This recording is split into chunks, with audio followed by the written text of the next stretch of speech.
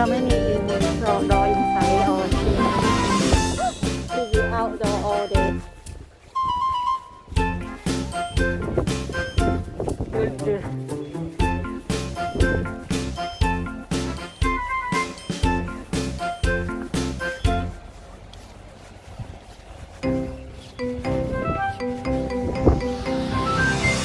นหินก้อนนั้นดิทำไมมันอยู่บนนั้นนะเนี่ยดาวินไปดูก้อนหินดิเห็นปะมานี้อีกจะมีถ่ายรูปก้อนหิน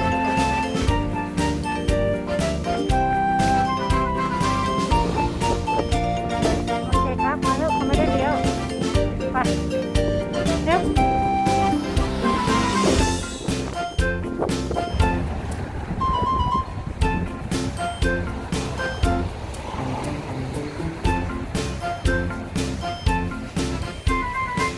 เนี่ยตรงนี้เล่นได้แซนดี้บีช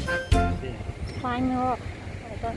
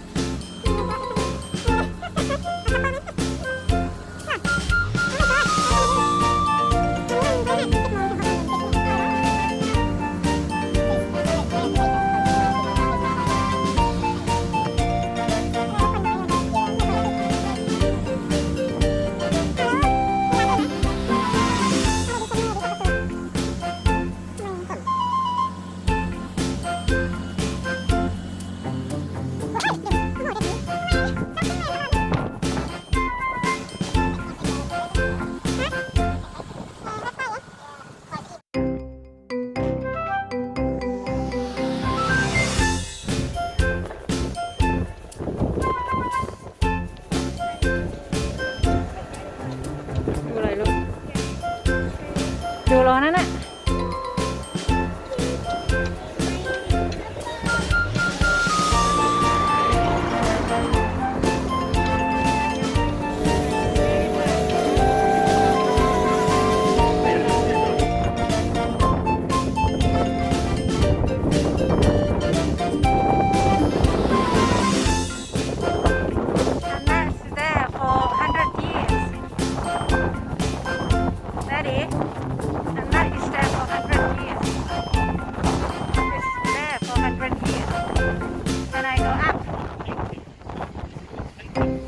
I think so.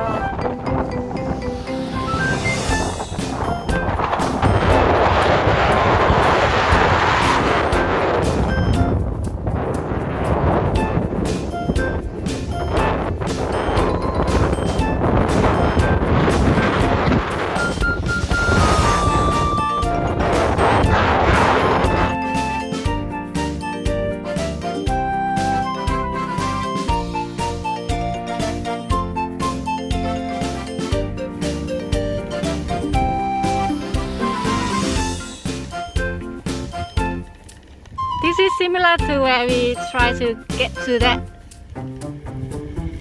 RSP thing, you know. ไปเถอะเป็นกร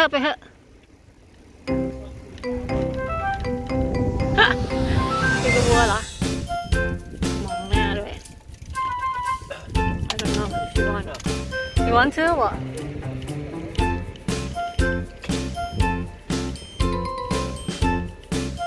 Hello?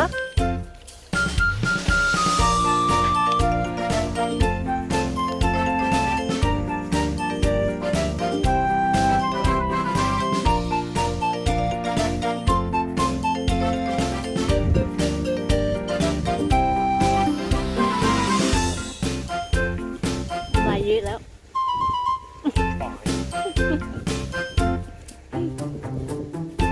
น้ำมีเป็นตาเลยตาดำข้างขาวข้างไปดาวินขี่ทางซ้ายรถมา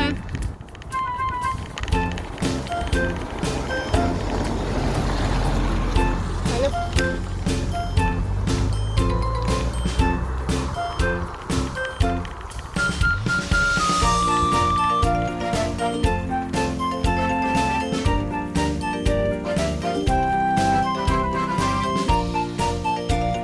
เบรกนะ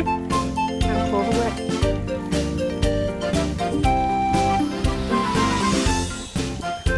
อย่าแซงแบบนี้นะลูก อ้ดูวิวสิลงมาที่ฝั่งวิว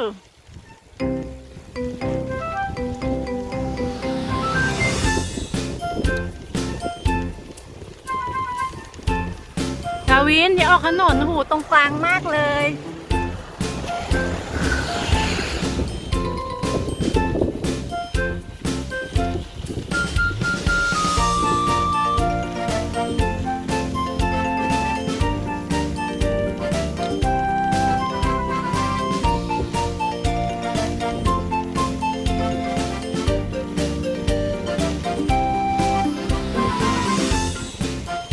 ดาวินขี่ซ้ายๆหน่อยลูก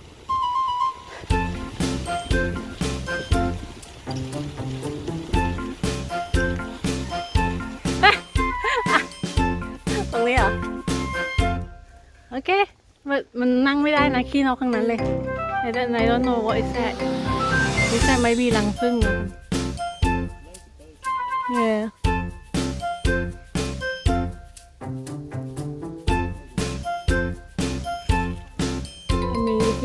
you know. Okay, just go a little bit.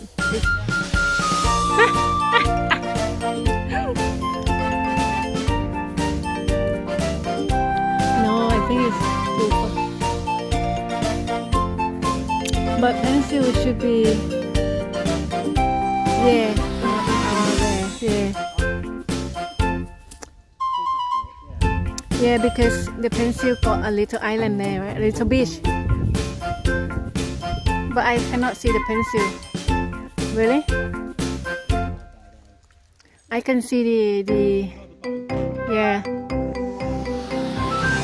Yeah.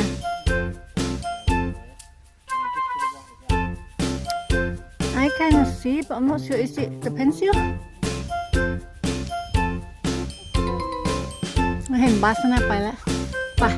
ใกล้แล้วเห็นไหมดาวินขี่ตามหลังแต่ดีเนอร์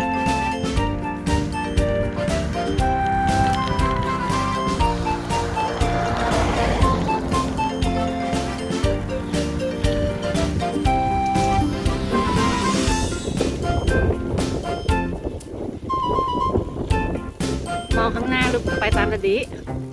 เอาไม่ปั้นนะไกลเกินไหมอ่ะตามตัวแต่ดีคอยเบรกด้วยนะมันเราวินกลางถนนไปแล้วขี่ทางซ้ายนิดนึงลูกถนน2 เลนนะไม่ใช่เลนเดียวเนี่ยมองข้างหน้าคอยเบรกครับปั๊บ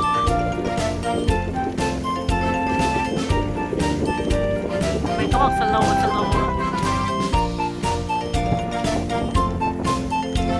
มีจะจิ้มตูดอยู่แล้วเร็ว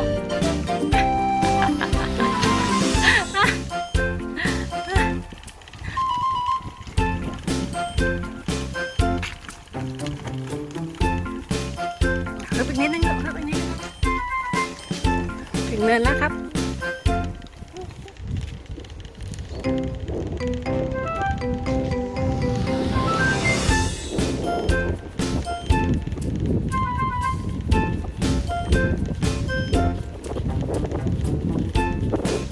จิ้มตูดแล้ว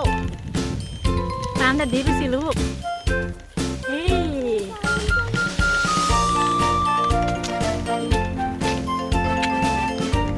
เย็นหน้าไหม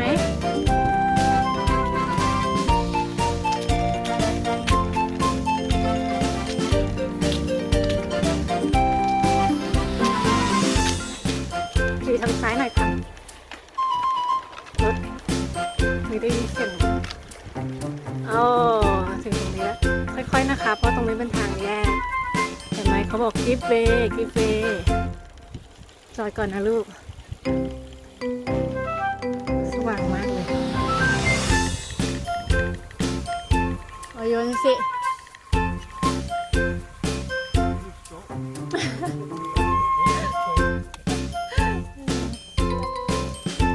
ดาวินทำแบบนี้ดาวินเร็วครับแต่ละข้างถนนจะอยู่ข้างหลังอยู่ด้านข้าง นู่นน่ะ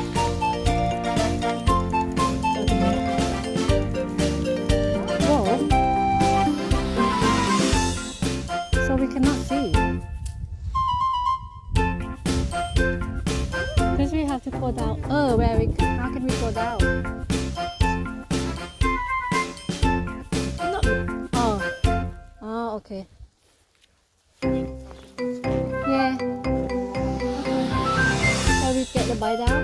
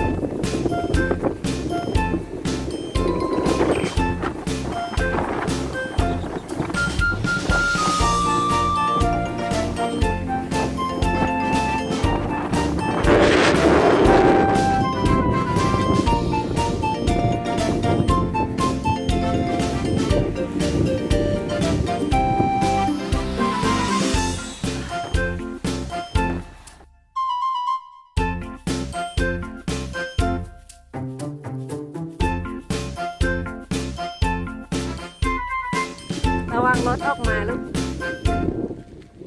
Cottage and Caravan หาย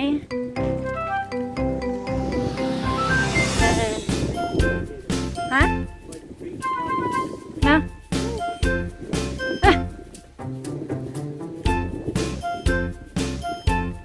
It's like they have to build balcony ใช่ปะlike they put outside as well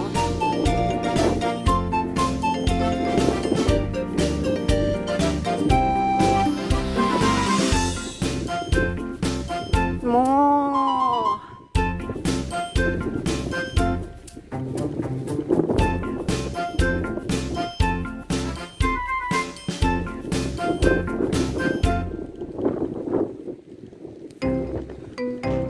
We there, we nearly there, Daddy. I see the big ship. Some Millport there, yeah, Millport.